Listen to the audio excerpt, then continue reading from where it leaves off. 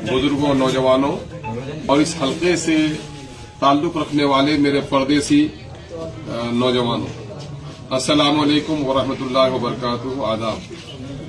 मैं तीसरी बार parliamentary election का उम्मीदवार हूं और इंशाअल्लाहुल अजीज आइंदा 3 अप्रैल को नॉमिनेशन करूंगा। मैं आप तमाम तर लोगों को नॉमिनेशन के प्रोग्राम में शिरकत की दावत देता हूं।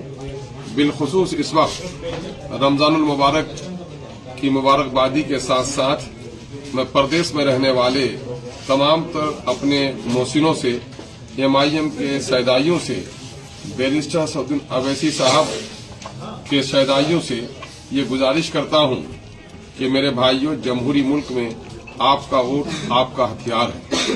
इस वक्त जबकि मुल्क में हिंदू मुस्लिम इत्तेहाद को तोड़ने की कोशिश की जा रही है, मुसलमानों की दाढ़ी और टोपी को निशाना बनाया जा रहा है, इबादत खाने हमारे महफूज नहीं हैं, आज सफर करना हमारे लिए मुश्किल हो गया है। इस ऐसे वक्त में अगर हमने अपनी सियासी बसीरत का सबूत नहीं दिया तो बड़ा बड़ा नुकसान होगा। मैंने पहले भी परदेसी नौजवानों आपसे कहा है कि बहन की शादी हो, ना आ सको तो ना आना, पैसे भेज देना, घर के लोग इंतजाम कर लेंगे।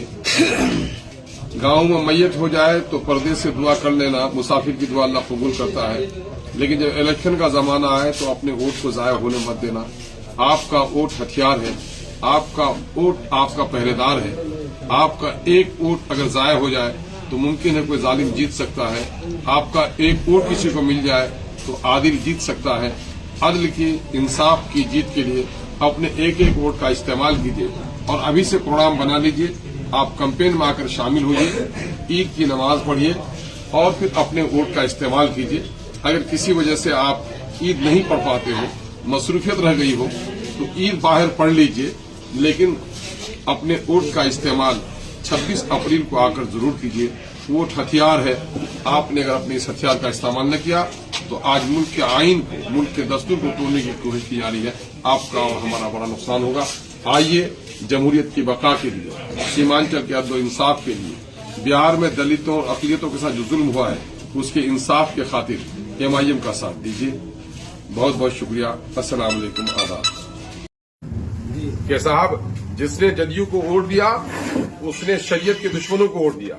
चूंकि तलाक बिल की पेशी बीजेपी ने की और उसकी पूरी हिमायत नीतीश कुमार जी ने की। नीतीश कुमार जी ने बीजेपी के तमाम तर वो मंसूबे जो मुस्लिम दुश्मनी पर थे, चाहे 370 का मामला हो, चाहे तलाक बिल का मामला हो, चाहे CAA का मामला हो, तमाम तर मामलात में नीतीश कुमार जी ने हमेशा बीजेपी का साथ दिया। और ये बात पूरी दुनिया जानती है कि अगर नीतीश कुमार ने बीजेपी का साथ नहीं दिया होता तो 7 जन्म में भी बिहार में बीजेपी कदम नहीं जमा सकती थी। और इस वक्त बीजेपी हमारी मस्जिद की जगह पर मंदिर बनाकर फूल माने वो मिठाइयां तस्लीम कर रही है। हमारे लोगों के मॉब लिंचिंग करने की तस्वीर उजागर करके तालियां पीट रही है। हमारे लोगों को खुलेआम गालियां दे रही है। हमारे लोग जहां पर हैं वहां उनके मकानात पर बुलडोजर लगा रही है। 2002 में गुजरात में हमारे खून की होली खिली गई और आज भी इस्मत लुटी हुई हमारी बहन जो बिल्किस बानो है उसकी तारीख आपके सामने में ताजा है।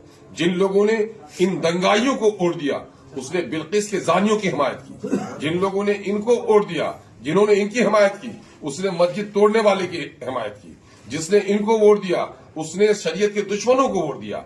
और मुझे यकीन कामिल है कि सीमांचल की सरजमीन ऐसी सरजमीन है, हिंदू और मुसलमानों की मोहब्बत की सरजमीन है। कभी नफरत की सौदागरी यहाँ पर नहीं हुई है।